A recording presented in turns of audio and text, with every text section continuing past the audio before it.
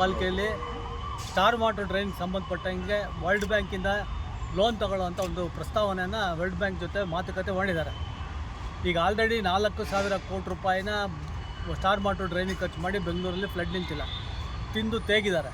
ಈಗ ಬಡದು ಬಾಯಿಗೆ ಹಾಕೋಬೇಕಂತೇಳಿ 2,000 ಕೋಟಿ ರೂಪಾಯಿಗೆ ತಿರ್ಗಾ 4,000 ಕೋಟಿ ರೂಪಾಯಿಗೆ ಇವರು ಪ್ರಪೋಸಲ್ ಕಳಿಸಿದ್ದಾರೆ. ಬೆಂಗಳೂರು ಮಹಾನಗರ ಪಾಲಿಕೆಗೆ 2,000 ಕೋಟಿ ರೂಪಾಯಿ, BWSSBಗೆ 1,000 ಕೋಟಿ ರೂಪಾಯಿ, ಹೀಗೆ ಸಾವಿರಾರು ಕೋಟಿ ರೂಪಾಯಿನ ವರ್ಲ್ಡ್ ಬ್ಯಾಂಕಿಂದ ತೊಗೊಬೇಕಂತೇಳಿ ತೀರ್ಮಾನ ಮಾಡಿದ್ದಾರೆ. ಇದನ್ನು ವಿರೋಧಿಸಿ ನಾವಿವತ್ತು ಮಾಹಿತಿ ಹಕ್ಕು ಅಧ್ಯಯನ ಕೇಂದ್ರದ ವತಿಯಿಂದ ವೀರೇಶ್ ಅವರು ಮತ್ತು ನಾವು ವರ್ಲ್ಡ್ ಬ್ಯಾಂಕಿಗೆ ಮತ್ತು ಹಲವಾರು ಸಂಸ್ಥೆಗಳಿಗೆ ನಾವು ಕಂಪ್ಲೇಂಟ್ ಹಾಕಿದ್ದೀವಿ. ಇದ್ರ ಜೊತೆಗೆ ನಾನು ಸುಮಾರು 100 NGOಗಳನ್ನ ಕಾಂಟ್ಯಾಕ್ಟ್ ಮಾಡ್ತಾಯಿದ್ದೀನಿ. ಅವರೆಲ್ಲರೂ ಕೂಡ ಪತ್ರ ಬರೀಬೇಕು, ಈ ದುಡ್ಡನ್ನ ಸ್ಯಾಂಕ್ಷನ್ ಮಾಡಬಾರ್ದು ಅಂತೇಳಿ.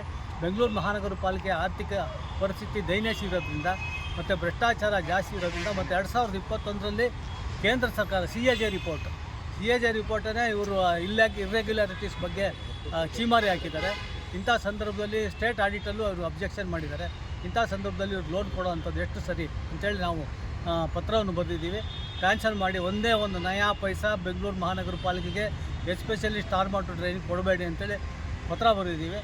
ಇದಕ್ಕೆ ಮುಂದೆ ಸಂಬಂಧಪಟ್ಟಂಗೆ ವರ್ಲ್ಡ್ ಬ್ಯಾಂಕಿಗೆ ಏನು ಪತ್ರ ಬರೆದಿದ್ದಾರೆ ಅನ್ನೋದು ನಮ್ಮ ವೀರೇಶ್ ಅವರು ಟ್ರಸ್ಟ್